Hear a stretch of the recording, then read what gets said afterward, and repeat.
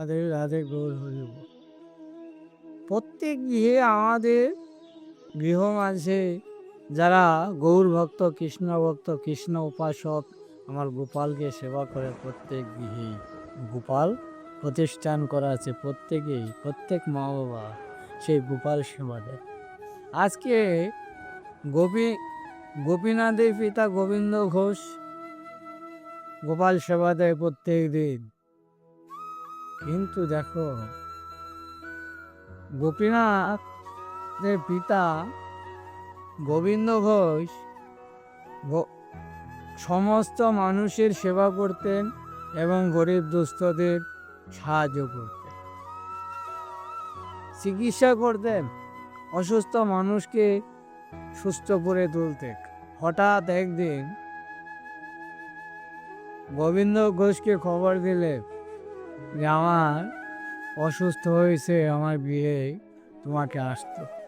কিন্তু দেখো, গোপাল সেবা দেওয়ার প্রত্যেক নিয়ম, আমরা শিশু বালককে যেমন মায়েরা সেবা দেয়, তেমন বাড়িতে গোপাল থাকলে 3 টাইম তাকে সেবা দিতে হয়, স্নান করাতে হয়, ঘুম পাড়াতে হয়।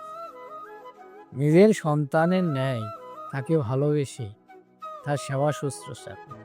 কিন্তু গোবিন্দ ঘোষ গোপাল রেখে কি করে অত দূরে গিয়ে চিকিৎসা এবং সেবা শুশ্রূষা করবে, যেতে পারছে। গোপীনাথ তখন বালক, 5 বছরের শিশু। গোপীনাথ বলছে, পিতা তুমি যাও, আমি গোপাল সেবা দিয়ে দেব। গোবিন্দ ঘোষ বলছে, তুমি পারবে না বাবা, তুমি ছোট আছো, পারবে না। বলছে, না বাবা, আমি পারবো। দেখো, ভক্তি যদি থাকে, 5 বছরে ভক্ত প্রহ্লাদ ভগবান পেল, ধ্রুব ভগবান পেল। আজকে গোপীনাথও গোপাল সেবা দেবে বলে মনে বাসনা জেগেছে, গোবিন্দ ঘোষকে পাঠিয়ে দিল। গোবিন্দ ঘোষ বলছে, ঠিক আছে বাবা, তুমি ঠিক মতো গোপালকে সেবা দাও। প্রত্যেকের ঘরে বালক আছে, মেয়ে আছে, ছেলে আছে, তাদের শিক্ষণীয় শিখাতে হয় কেমন করে প্রণাম জানাতে হয়, কেমন করে গোপাল সেবা দিতে হয়, কেমন করে গোবিন্দ সেবা কার্য করতে হয়। এটা প্রত্যেকের গৃহে শিখালে প্রত্যেকের ঘরেই গোপীনাথের মতো সন্তান তৈরি হয়ে যাবে। আমরা করি না। আমরা কোনটা শিখাই? স্কুলে যাও, পড়াশোনা করো, আর প্রতিহিংসার যে আগুন, সেটা তাদের মধ্যে জ্বালিয়ে তুলি। গোবিন্দ ভগবান সেবা করা এবং গোবিন্দকে ভজনা করা ভালোবেসে, এটা আমরা শিখাই না। পরবর্তী ধাপে দেখা যায় সেই সন্তানটি বড় হয়ে চাকরি পেয়ে পিতামাতাকে দেখছে না। তারা কি শিক্ষা অর্জন করলো? যে শিক্ষার মধ্যে ভালোবাসা নেই, প্রাণ নেই, যে শিক্ষায় কর্তব্যবোধ নেই, যে শিক্ষায় মানুষকে মানুষ বলে মনে করে না, সে শিক্ষাই নয়। একমাত্র গোবিন্দ লেখাপড়া করলেই সে মানুষ হয় না, তার সঙ্গে সুযোগী আমার গোবিন্দকে সেবা করতে হবে।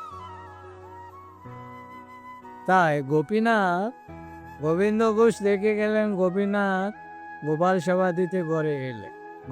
5 বছরের শিশু, অত তো জানা না। গোপীনাথ জানে আমার বাবা সেবা দেয়, প্রত্যেক দিন গোপাল সেবা করে। কিন্তু দেখো, পাথরের মূর্তি সে কি কখনো সেবা করে আমরা কোথাও দেখেছি কি? সেটাও প্রমাণ করে দিলেন। চিন্ময় মিন্ময় হয়ে গেলেন। কেমন করে? গোপীনাথ সেবার থালা নাড়ুটা আগিয়ে দিয়ে বলছে, এই গোপাল তুমি সেবা করো। পাথরের মূর্তি কি আর কথা শোনে?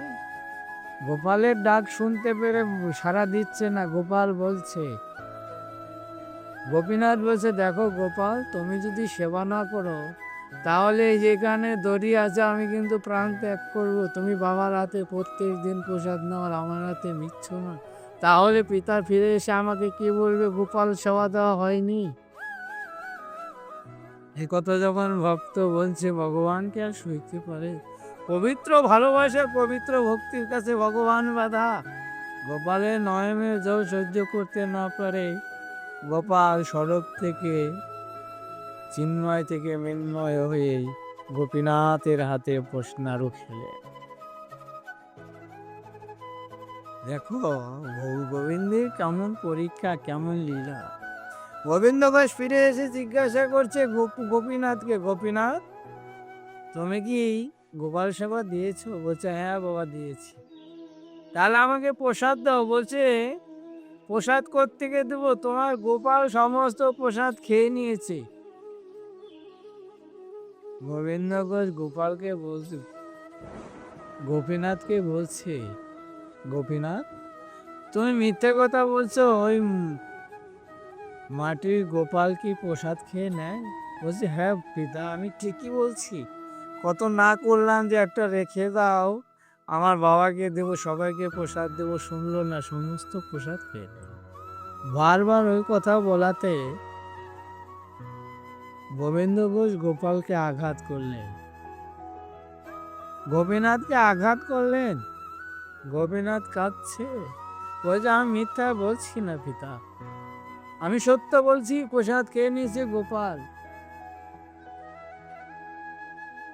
বারবার এ কথা বলাতে গোবিন্দ ঘোষ ভাবলো 5 বছর শিশু আমার গোপীনাথ কখনো মিথ্যে বলেনি, তাহলে এই কথা কেন বারবার বলছি?